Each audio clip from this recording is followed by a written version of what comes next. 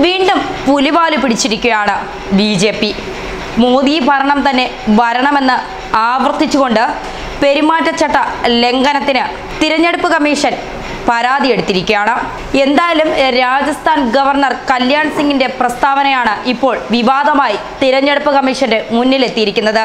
പെരുമാറ്റ ചട്ടലംഘനവുമായി ബന്ധപ്പെട്ട് തിരഞ്ഞെടുപ്പിന് ഇനി ആഴ്ചകൾ മാത്രമാണ് ബാക്കി നിൽക്കെ അതിനിടയ്ക്ക് ഇത്തരത്തിലുള്ള പ്രസ്താവനകൾ BJPയെ പ്രതിസന്ധി ആക്കുന്നുണ്ട്. രാജസ്ഥാൻ ഗവർണർ കല്യാൺ സിംഗിന്റെ പ്രസ്താവന മാതൃകാ പെരുമാറ്റത്തിന്റെ ചട്ടലംഘനമാണെന്നാണ് തിരഞ്ഞെടുപ്പ് കമ്മീഷന്റെ കണ്ടെത്തൽ. നരേന്ദ്രമോദിയെ വീണ്ടും തിരഞ്ഞെടുക്കണമെന്ന പ്രസ്താവനയാണ് ചട്ടലംഘനമായത്. ഇക്കാര്യത്തിൽ നടപടി ആവശ്യപ്പെട്ട് രാഷ്ട്രപതി രാംനാഥ് കോവിന്ദിന് തിരഞ്ഞെടുപ്പ് കമ്മീഷൻ കത്തെഴുതുമെന്നും റിപ്പോർട്ടുകളുണ്ട്.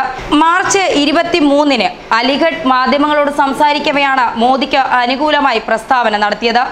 ഞങ്ങളെല്ലാം BJP പ്രവർത്തകരാണ്. മോദി വീണ്ടും പ്രധാനമന്ത്രിയാകണമെന്ന് എല്ലാവരും ആഗ്രഹിക്കുന്നെന്നും മോദി വിജയിക്കേണ്ടത് രാജ്യത്തിന്റെ അനിവാര്യമാണെന്നും അദ്ദേഹം പറഞ്ഞിരുന്നു. സംഭവം വിവാദമായതിനെ തുടർന്ന് തിരഞ്ഞെടുപ്പ് കമ്മീഷൻ ഉത്തർപ്രദേശ് മുഖ്യ തിരഞ്ഞെടുപ്പ് കമ്മീഷണറോട് റിപ്പോർട്ട് തേടിയിരുന്നു.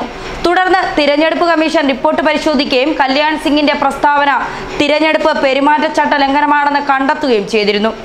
മുൻപ് ഹിമാചൽ പ്രദേശ് ഗവർണറായിരുന്ന ഗുൽഷർ അഹമ്മദും പെരുമാറ്റച്ചട്ടം ലംഘിച്ച സംഭവമുണ്ടായിരുന്നു. മധ്യപ്രദേശിൽ മത്സരിച്ച ഗുൽഷറിന്റെ മകൻ സയ്യിദ് അഹമ്മദിന് വേണ്ടി പ്രസ്താവന ഇറക്കിയിരുന്നു. ഔദ്യോഗിക സംവിധാനം ദുരുപയോഗം ചെയ്തതായി കണ്ടെത്തിയ തിരഞ്ഞെടുപ്പ് കമ്മീഷന്റെ വിമർശനത്തിനും ഇടയായിരുന്നു ആ സംഭവം. ഇതിനെ തുടർന്ന് ഗുൽഷർ മുഹമ്മദ് ഗവർണർ സ്ഥാനം രാജിവെക്കുകയും ചെയ്തിരുന്നു. എന്തായാലും BJP പണി വാങ്ങിക്കൂട്ടുകയാണ്. പെരുമാറ്റ ചട്ട ലംഘനമാണ് രാജസ്ഥാൻ ഗവർണർ നടത്തിയതെന്ന് മുഖ്യ തിരഞ്ഞെടുപ്പ് കമ്മീഷൻ തന്നെ കണ്ടെത്തിയിരിക്കുന്നു.